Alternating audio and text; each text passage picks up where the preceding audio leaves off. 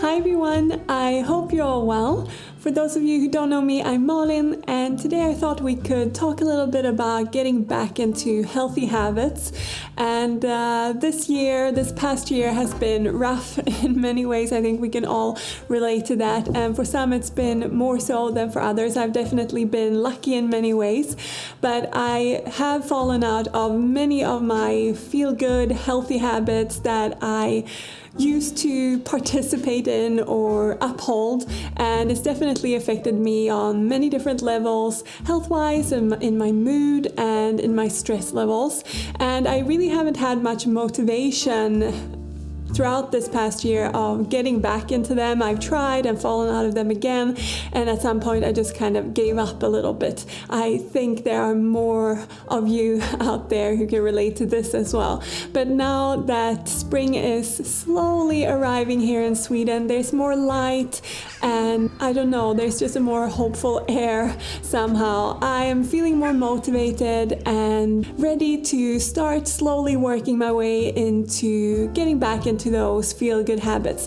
And I thought I could share some of my strategies with you today in hopes to inspire and maybe bring some helpful tips to you.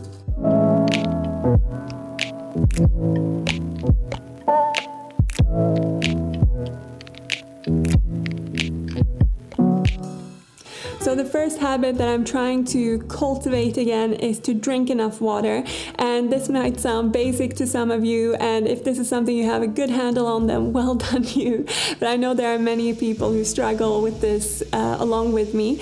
And what I figured out that really works for me is to fill up a jug every morning that I take with me to my desk, or I keep it on the kitchen counter depending on where we're working, and I make sure that I have a glass along with it and I keep drinking out of that jug. And the jug has 1 liter, so I know that when I finish that jug I've drunk 1 liter, and then I refill it sometime around lunchtime when I've finished the first jug, and I make sure I drink that before I go to bed. And this way I know I'm getting 2 liters every day, and this is such an easy, helpful thing just to carry that thing around with you that just makes you remember to actually drink the water. The second thing I'm working on at the moment is keeping more good snacks on hand and changing my behavior around snacking a little bit, because I've definitely fallen back a little bit on convenience foods that don't really make me feel good in the long term.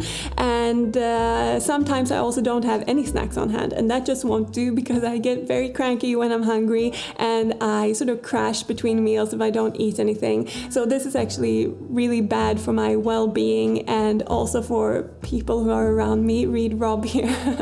So this is something I definitely need to work on, and I have some favorite snacks that I like to make at the moment, and I'll take you along to the kitchen to share them with you.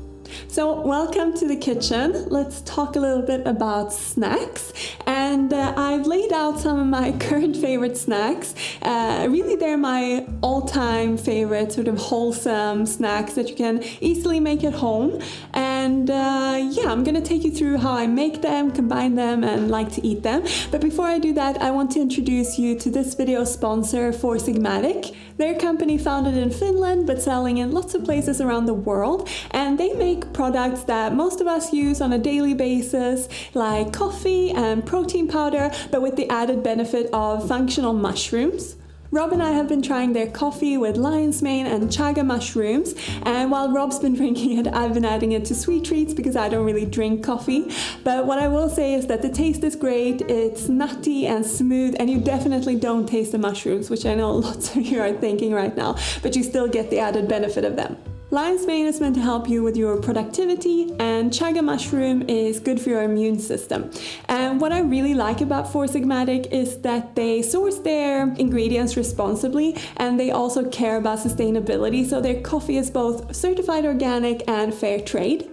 We've also tried their protein powder in the chocolate flavor, and I must say that it's hands down the tastiest protein powder I've ever tried. And the protein comes from things like peas and hemp, and it also contains functional mushrooms and adaptogens like ashwagandha, which helps reduce stress. And other ingredients are coconut sugar and cacao powder, and again, all the ingredients are organic. And I really like this powder in smoothies, but you can also stir them into your porridge to make it really fluffy and rich, and you can use them in pancakes as well. And if you would like to check out any of Four Sigmatic's products, I'll leave a link in the description box, and if you use that link and use my code GOODEATINGS, you'll receive 10% off their Lion's Mane coffee bundles. But now let's talk a little bit more about these snacks. So first up, I've got a smoothie over here, and I really like smoothies, and I used to have them all the time in the afternoons as my sort of pick-me-up, and I would really like to get back into that. And I'll leave a few smoothie recipes that I've got on my site down below so that you can try them if you want to. And I'll also show you how I make this one, which is more like a shake really. It's really rich, chocolatey, it's got peanut butter and banana. So let me show you how to make it.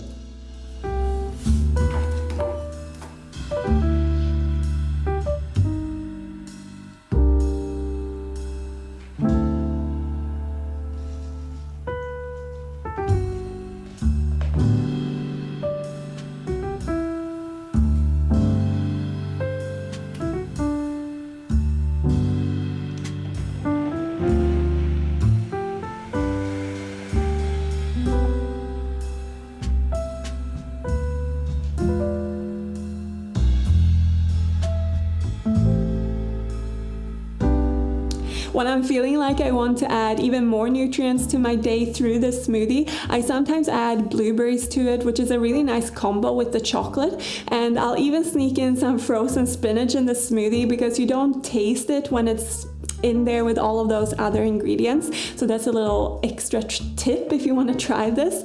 And the next thing that I really like to have as a snack, that's like the simplest thing and just so yummy, especially if you want something savory, is hummus and veggies. And you probably think, oh my god, that's so simple, and it is. And it's yummy and lovely. And I'm not going to show you how I make my hummus in this video because I've shown it several times before, but I'll link the recipes down below if you want to try my take on hummus. And yeah, I like it with lots of different vegetables: carrots, radish, celery, bell pepper. No, I actually don't really eat it with bell pepper really, but you could if you wanted to. And yeah, you can top the hummus with like all sorts of things. Today I've put some dukkha on there, and I've got a recipe for that as well, so I'll link that in the description box too if you want to try it. It's a spice and sort of seed and nut mix that's super yummy. And finally, something that I used to make all the time and have gotten back into making recently is chocolate sort of bliss balls. And this version is very similar to a sweet treat we do here in Sweden we call them like chocolate balls, or you can call them oat balls. And these are made with dates and oats and walnuts, and they're super yummy, and I'm gonna show you how to make them.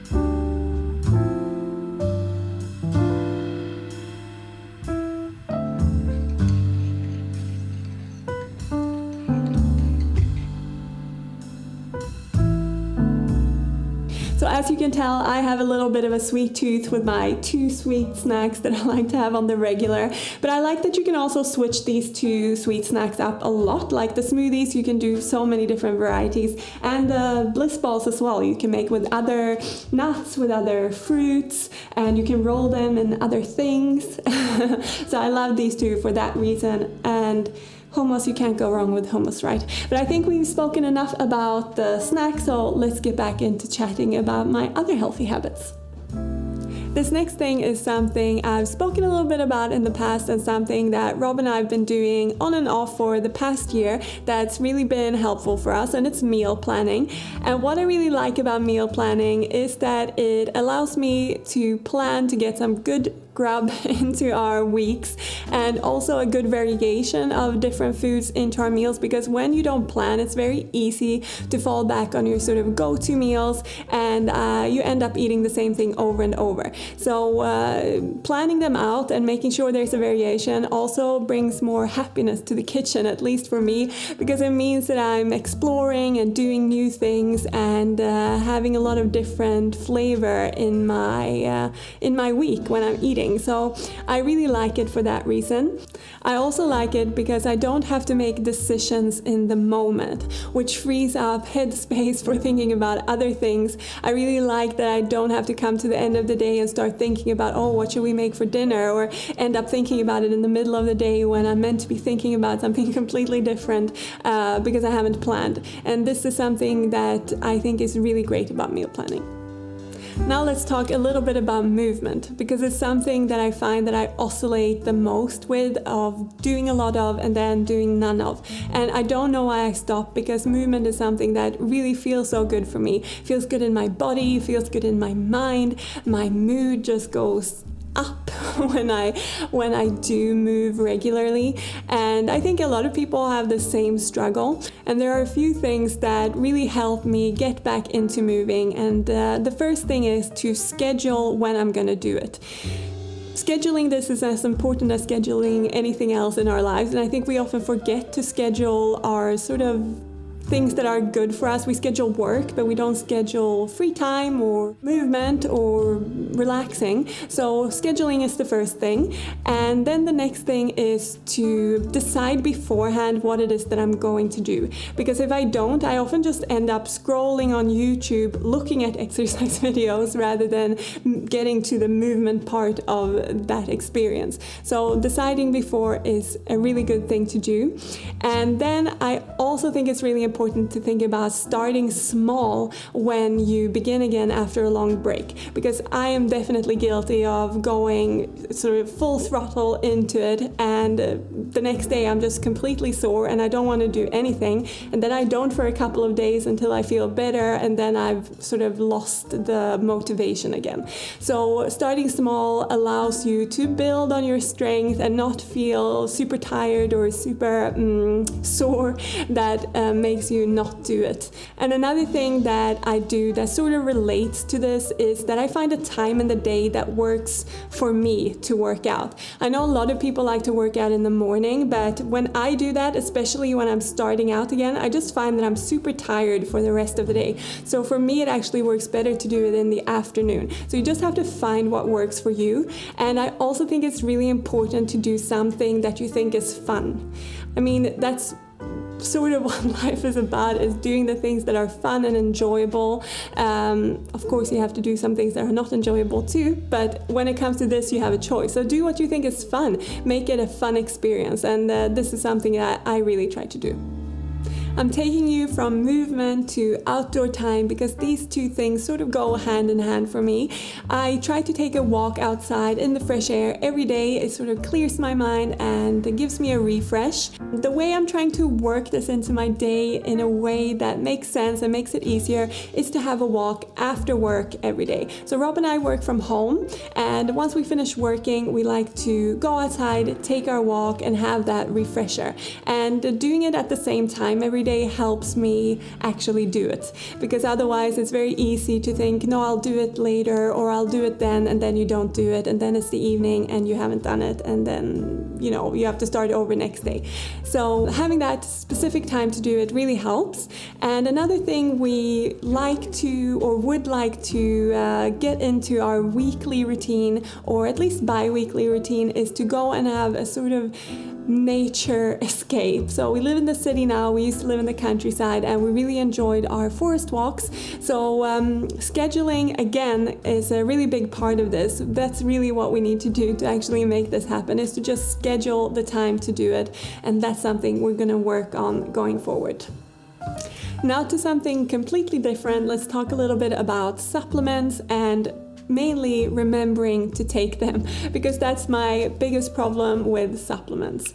And the way I've done this is that I always now take my supplements with my breakfast, and this helps me just to take them every day, or whenever it is that I'm meant to take them, in the week. So I take a multivitamin a few times a week. I also take omega-3 a few times a week, and I take B12 every day. As a vegan, it's really important to take B12 supplements, so if you're a new vegan, remember that. Now to something completely different again, which is about social interactions, because throughout this past year I realized more than ever how important it is for me to connect with other people, and it's been really difficult to do that throughout that year. So what we've done is that we've created sort of little clubs. I have a book club with my mom and my sister, and with Rob's family we have a film club, and this is just a way for us all to gather around something, have something to talk about, and something that brings us together, because it's very easy to sort of lose touch when we can't see each other. So these are really useful ways of bringing everyone together. Now the next thing I want to get better at is connecting with my friends, because I find myself thinking that I'm gonna write messages or calling them, and then I don't, and I actually don't know why this happens. I think I just get busy with other things, and then I don't get around to doing it, then I'm tired or whatever. So again, I think this has to do with scheduling, and that sounds really anal, but I think it's important to find a time in your day where you do connect with your friends. And it doesn't have to be, that I've scheduled at 4 p.m. on Thursdays, I'm gonna do correspondence, but it can be that as well. But what I mean is just to find a natural time in your day when you connect, when you write a few messages or reply to messages or just call someone to have a chat. So to finish off, I want to talk a little bit about creating good habits around social media and screen time. And the thing that I've found that I struggle the most with is not engaging in social media in the mornings. I know that it's something that doesn't make me really feel good, it doesn't make me feel motivated, and that's why I want to stop using social media in the morning. And what I've found that really helps is to know exactly what I'm going to do instead in the morning. So I just make sure that I have a routine in the morning, and I know what I'm going to do first, and then what I'm going to do next and next and next. And this way I don't engage in social media. And it's also helpful maybe to leave the phone outside of your bedroom, because it's very easy to pick it up straight away in the morning. But I haven't done this yet. Well, let's see how I go with my morning routines, and if it doesn't quite work, I'm definitely gonna try that trick. Rob and I have also been speaking about for the longest time about having one day a week where we don't engage in social media or really any media. And I think the same strategy would work for this as well. And the scheduling would help here as well. So to just choose a day and then think about what things are we going to do on that day, and making them fun. And that way I think it would be much easier not to grab the phone out of habit. And finally, I just wanted to say that also I've changed my habits around how I watch news, because in the last year I started binging news and it really didn't make me feel good. I was reading updates about all sorts of things all the time, any time of the day, and I became a little bit obsessed, and this definitely wasn't healthy for me. It got me quite down. So what I do now instead is that I have an allocated time when I engage in news content, and it's in the morning. Usually when I eat my breakfast, I turn on the morning news. I get up to date what's happening in the world, and then I sort of call it a day for my news intake, unless there's some big event. And then what I like to do is to discuss it with Rob. He's very good at staying up to date and doesn't get quite as emotionally invested as I am, or I do. So he shares some things with me sometimes and we have a discussion about it, and I think this is a much more healthy way to relate to the news or deal with the news. So that's a little bit about that.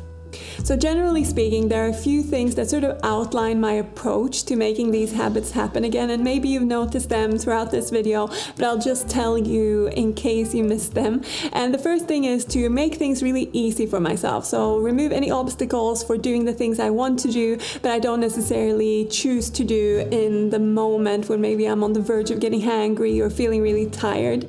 And the second thing is to combine a new habit with an old habit, which makes it really easy to remember that new habit, because sometimes it's just about not remembering, and then it's just a good way of finding reminders for yourself to do them.